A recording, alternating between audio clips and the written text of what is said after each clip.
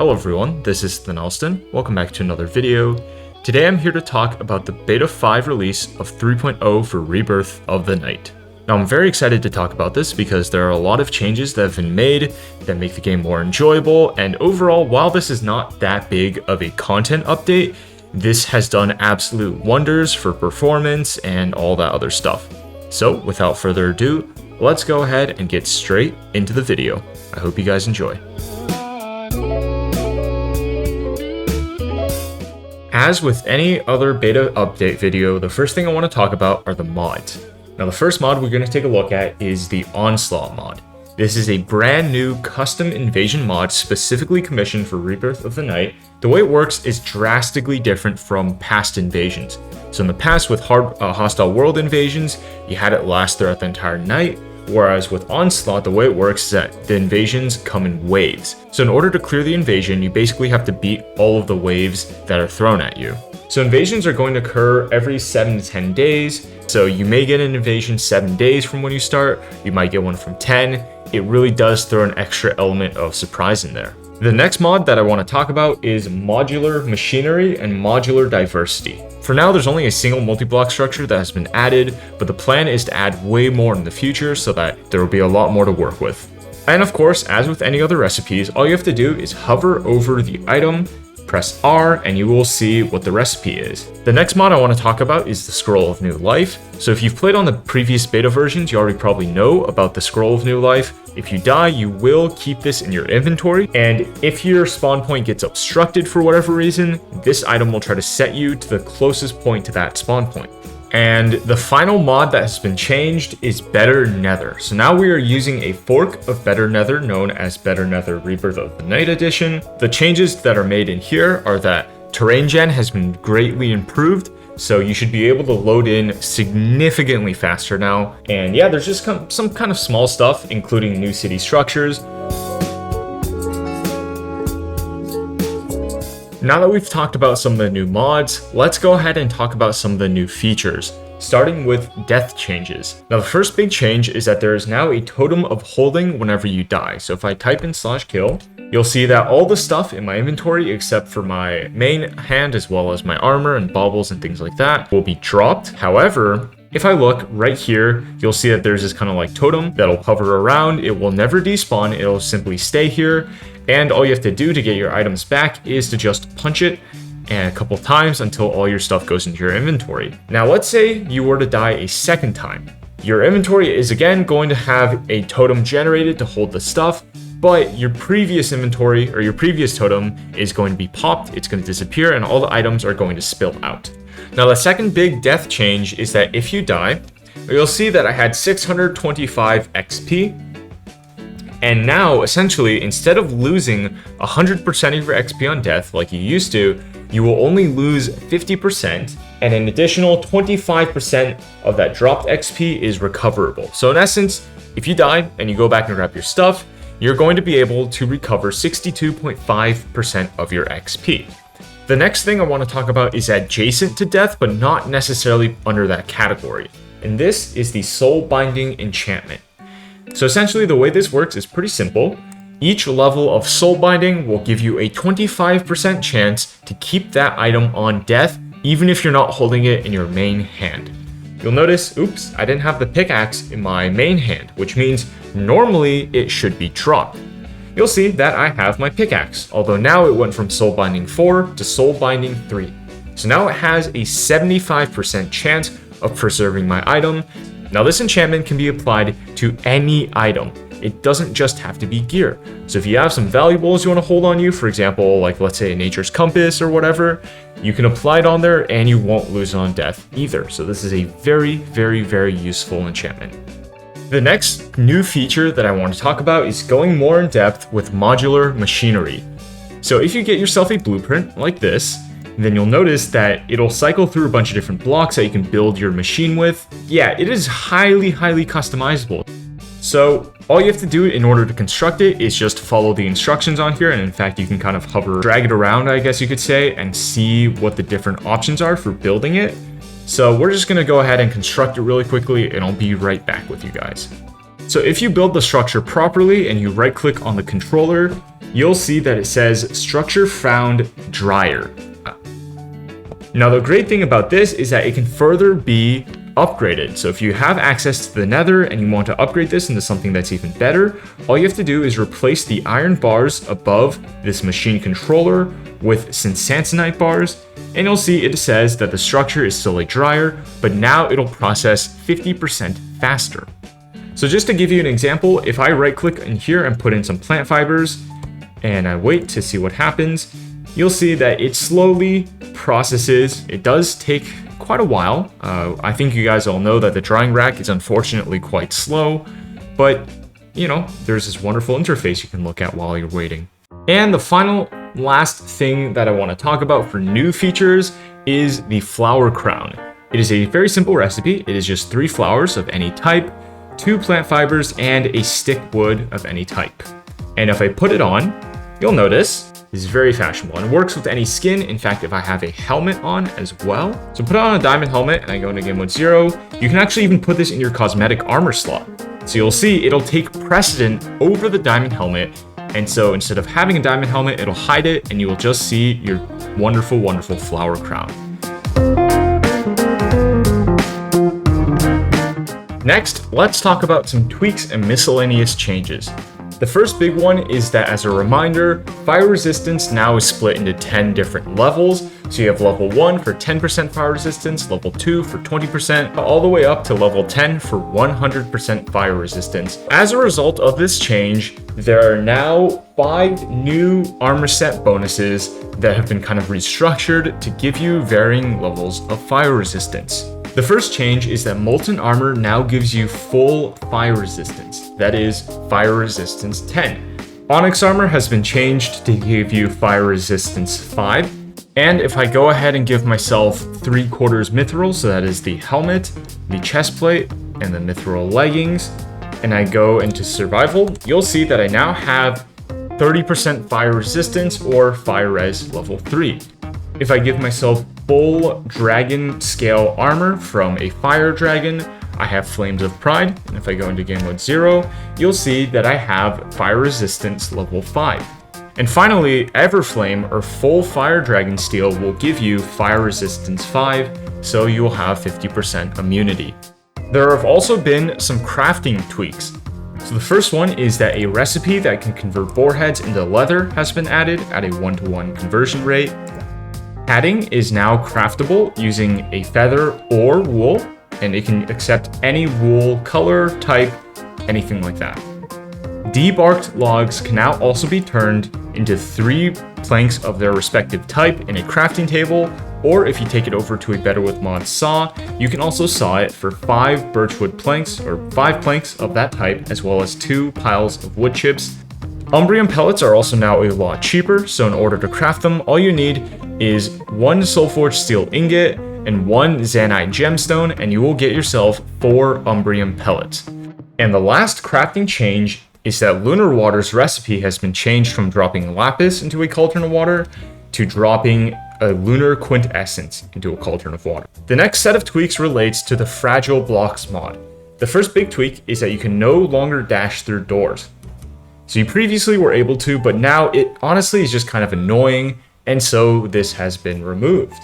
Now ice is also a lot harder to break. So if I were to just walk on it, you'll see that I actually do not break the ice anymore. In fact, I can stand on it perfectly comfortably. However, if I start to jump on it, that's when problems start to arise. Glass is now also much harder to break, so just walking on it is not going to break it. You don't have to just like worry about, oh, if I breathe on it, will it break? But of course, if you jump on it, it will still break.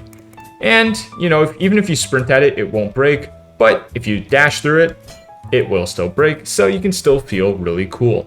Terra spawn rates have also been reduced, which is amazing because honestly, these guys were getting really annoying. So now not only will they spawn less frequently, they will also spawn in smaller groups. Regular gem gear can now also be repaired in the Aetherium capacitors. So previously you could not do this, but now if I put in a ruby helmet along with an electrum ingot, you'll see that it'll start fixing the ruby helmet. The antique atlas recipe has been changed to have a book and quill and a compass. Now, better with mods, crucibles and cauldrons will also no longer burn in fire. So I know you've all had that experience where, you break your crucible or you break your cauldron and oops, you accidentally drop it in the fire. Well, now it'll no longer burn the items. So if that does happen, you can pick it up and continue where you left off.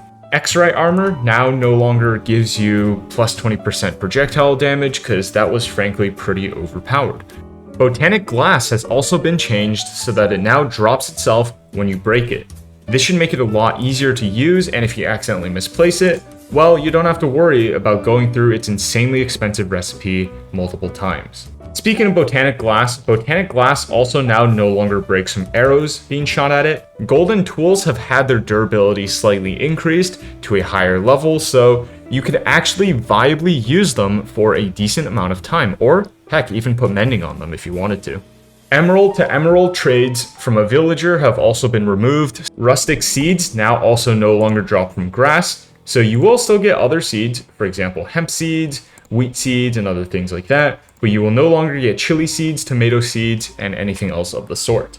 Falling stars have also had their spawn rate increased, so now you can find a lot more of them. The Transcended Pride Sword also got a complete makeover, so if I throw it on the ground, you'll see that the texture is a lot cleaner now, and of course, it's made by the wonderful Deli. There are a lot more food recipes now. In fact, if I just press R randomly over a bunch of these, yeah, a lot of them have had the recipes changed, improved, or even added in some cases. So a lot more options for the Gordon Ramsays in the audience right now. There's now also a beeswax to beeswax block compacting recipe. So if I go ahead and put it in here and I just right click a bunch of times, you'll see that I'll get a bunch of beeswax. Now the downside is that currently this is not implemented for the mechanical compactor, which means that you cannot automate this recipe, but this should be coming in the next beta update, so keep an eye out for that.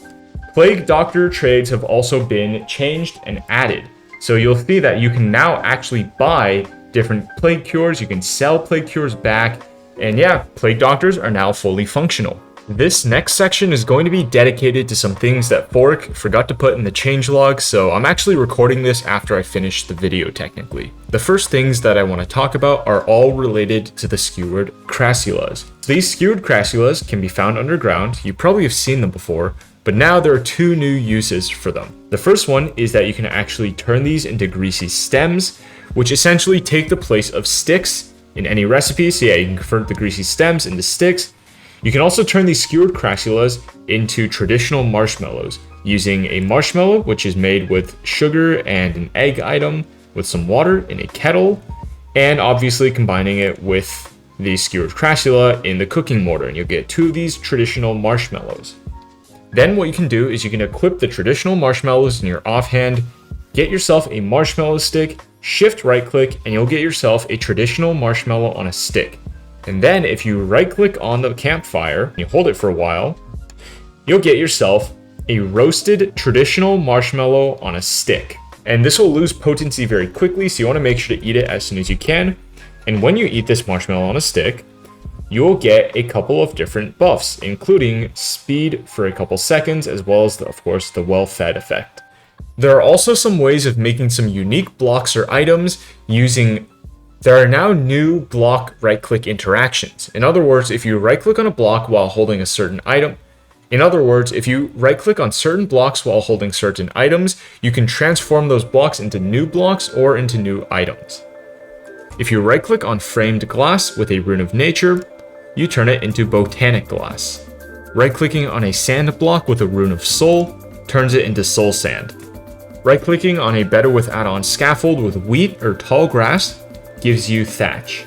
Right-clicking on scaffolding with a clay ball will give you crossed clay wall. Right-clicking on a refractory block with a magma cream in your hand will give you lava bricks. Right-clicking on scaffolding with a masonry brick in your hand and an artisan gold carver in your offhand will give you cracked stone bricks. Right-clicking on rocky dirt with an artisan's gold lens has a 1 in 5 chance of giving you a silver nugget. And finally, right-clicking on rocky dirt with a prospecting set from Cyclic has a 1 in 5 chance of giving you dense quartz. Regular alchemic retorts have had both their textures and recipes changed, so now it'll take any generic metal. Advanced alchemic retorts have also had their textures and recipes changed, so the recipe for this now takes a crucible steel ingot, but it does not take a quality bucket anymore. You can just use a flimsy bucket. Refractory bricks are a little bit easier to make now, as they only take 1 refractory material instead of 2. Rich slag is also a little bit more generous now. You can now convert limestone directly into rich slag. You do not need to soak it. And finally, gravitite related stuff now uses gravitite ingots instead of gravitite blocks. Finally, I want to talk a little bit about some of the bug fixes as well as things that have been changed in order to make sure that the game is actually playable. The first thing that's been changed is that a lot of Toro Quest revamped things have been completely overhauled. The first big thing being that guards no longer attack the player when they aren't supposed to. So if you have 0 reputation, or in other words you're neutral, you should no longer get attacked by a guard just by walking into the town. And the second thing that's been changed is that guards also no longer try to attack mobs that aren't there. Guards also no longer have insane X-ray vision, which allows them to target mobs from very far away.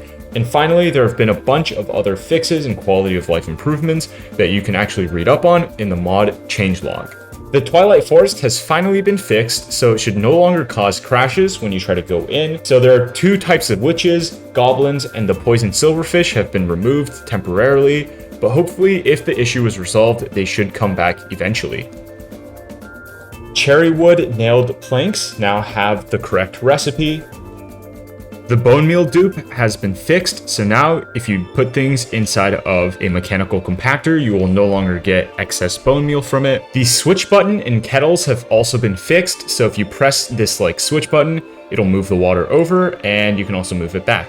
Nether cities also now no longer cause that much lag, mostly because they're significantly rarer, but also because the world gen for them has been significantly improved. Dormant onyx not turning into regular onyx after killing the wither has been fixed. So now dormant onyx is mineable, but it doesn't really drop anything, but it will be changed into a mineable form of onyx, so you don't have to worry too much about that. Chef workstations can now be made using a cooking kit at any durability. It does not need to be at full durability. The recipe for nails has been fixed because the recipe for iron rings has been removed, so now the nails should give you proper nails with full durability so you can use them wherever you need. Alright, that's gonna do it for this video. Thank you guys so much for watching. If you have any questions, make sure to leave them down in the comment section below. Leave a like if you liked the video, leave a dislike if you hated it. Make sure to join the Rats channel on the Rebirth of the Night Discord. Subscribe for more content like this. I hope you guys caught all the Easter eggs, by the way. And finally, I hope you all have a wonderful day. Bye-bye.